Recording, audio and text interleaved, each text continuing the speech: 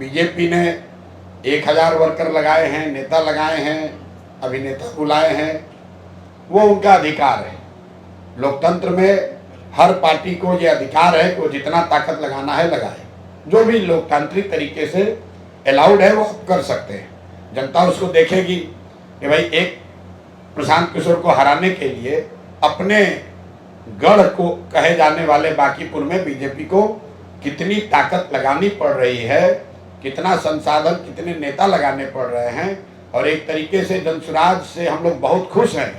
हम लोग इसको अपनी जीत मानते हैं कि जो भाजपा के नेता, सांसद, विधायक, मंत्री कल तक अपने क्षेत्र में नहीं जा रहे थे, कम से कम चुनाव परिणाम आने से पहले ही ये लोग बांकीपुर के जनता के पास जा तो रहे हैं। तो एक तरीके से ये बड़ी लोकतांत्रिक जीत है। और ये जीत जनसुराज की नहीं है, बांकीपुर के उन मतदाताओं की है जिन्होंने तय कर लिया है कि वो किसी राजनीतिक दल के, किसी विचारधारा के बंधुआ मजदूर नहीं है। उनके पास अगर विकल्प है तो उसको देखेंगे, जांचेंगे, परखेंगे और अगर सही लगेगा तो उसको मतदान भी करेंगे। यहाँ तक ठीक है, राजनीति में आप 500 लीडर बुलाइए, हम लोग को दिक्कत नहीं है, लड़ाई वो लड़ी जाएगी। दिक्कत ये हो रही है कि आप प्रशासन का इस्तेमाल सिर्फ दबाव बनाने के लिए नहीं कर रहे हैं। हम लोग ये भी जानते हैं कि जिसकी सत्ता रहती है थोड़ा बहुत वो दूसरों को परेशान करता है। आप यहाँ देखिए, जनसुराज के जो लोग होटलों में रुके हुए हैं, अपने खर्चा से भी आए हैं, अपना पैसा लगाकर कोई कार्यकर्ता पार्टी के लिए आया है, हर दिन होटलों में रेड हो रहा है। जरा हमको इलेक्शन कमीशन या प्रशासन ये बताए कि भाजपा के लीडर यहाँ पर क्या आकाश में रह रहे हैं? उन होटलों पर रेड क्यों नहीं हो रहा है? उनसे क्यों नहीं पूछा जा रहा है कि आपका बिल कौन दे रहा है? जो भाजपा के इतने लोग आए हैं, उनके रहने का, खाने का, उनके अमले का पैसा कौन दे रहा है? ये भी तो बताइए।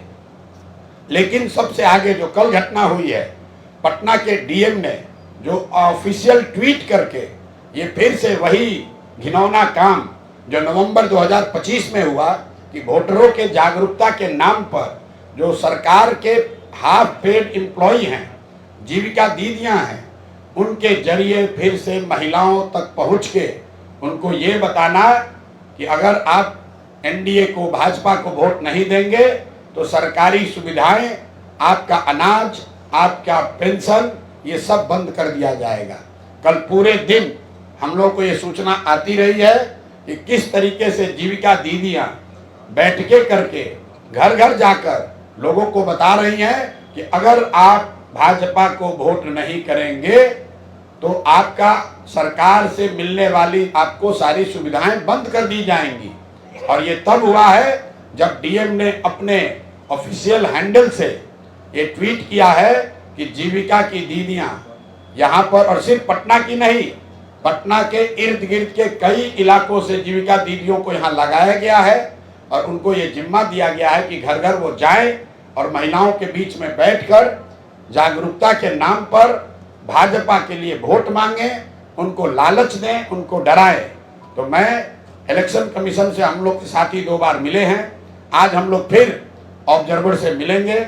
उन्होंने जहां हमारे साथियों ने जो बताया है कि कल उन्होंने कहा है कि वो बिल्कुल आश्चर्यचकित हैं क्योंकि चुनाव में सरकारी कर्मचारी भाग ले सकते हैं, चुनाव में जनता भाग ले सकती है। अर्ध सरकारी जीविका की जो दीदियां हैं ये सरकारी कर्मचारी नहीं है और इनका चुनाव में इस तरह से भाग लेना, उनको ऑफिशियली हिस्सा बनाना, ये सरासर बेईमानी है बिहार के लोगों के साथ, लोकतंत्र के साथ और बांकीपुर के साथ। तो आज हम लोग इलेक्शन कमीशन के पास जाएंगे, उनको ये अंतिम 24 घंटे का मौका दे रहे हैं।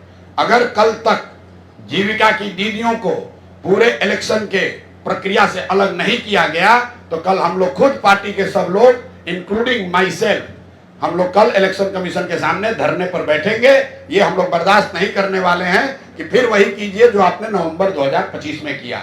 इलेक्शन कमीशन ये समझता है, यहाँ के पदाधिकारी ये समझते हैं कि डेलीगेशन आएगा, नोटिस देंगे, हम उसको इग्नोर कर देंगे, चुनाव जीत जाएंगे और फिर उसके बाद कहेंगे देखिए जनता हमारे पक्ष में है। भाई यहाँ पर भाजपा बिल्कुल हार रही है।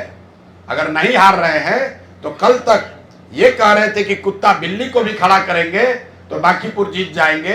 आज इतनी घबराहट है कि पूरी की पूरी भाजपा लगी हुई है। लोग घर घर जा रहे हैं, किसी को समझाया जा रहा है, किसी को डराया जा रहा है, किसी को खरीदा जा रहा है, पैसा खुलेआम बांटा जा रहा है। ये सब हो रहा है, हम लोग इस पर ऑब्जेक्शन कर रहे हैं, लेकिन हम ये मानकर चलते हैं कि भाजपा ये सब करेगी। लेकिन जिस तरीके से सरकारी कर्मचारियों का इस्तेमाल आप कर रहे हैं, जीविका की दीदियों को, हजारों दीदियों को लगाकर, चूंकि ये महिलाएं ये माध्यम है कई सरकारी योजनाओं को महिलाओं से कनेक्ट करने के लिए, ये जब जाकर कहती हैं कि आप वोट नहीं दीजिएगा तो आपको अनाज मिलना बंद हो जाएगा, वोट नहीं दीजिएगा तो आपको पेंशन मिलना बंद हो जाएगा, ये सरासर बेईमानी है। मैं जानता हूं कि अभी भाजपा वाले बोलेंगे कि ये लोग हार रहे हैं इसलिए बोल रहे हैं। भैया ऐसा है, ये हारने का नहीं, हार आप रहे हो, इसलिए हर दिन एक नया हथकंडा अपना रहे हो। जैसा रामबली जी ने बोला, पहले आपने 6000 कार्यकर्ताओं को लगाया, फिर आपने 200 एनडीए के विधायकों को लगाया, फिर सारे केंद्रीय मंत्रियों को लगाया, सबसे बात नहीं बनी तो अब अभिनेताओं को उतारा है, किसी से बात नहीं बन रही है तो अब कल आपने जीविका दीदियों को उतारा है। कल मुख्यमंत्री की बैठक हुई, कल सभा हुई है, आप लोग सब पत्रकार वहां हैं, जरा जाकर देखिए कि कितनी जीविका की महिलाएं उस बैठक में आई हुई थी। पूरे इलाके से सरकारी खर्चे पर जीविका की महिलाओं को बस में भर के बाजाबता टारगेट देकर कल सभा की गई है। यहां तक भी चलिए मंजूर है, आपको भीड़ दिखाना है दिखाइए, बाकीपुर की जनता उसको समझेगी।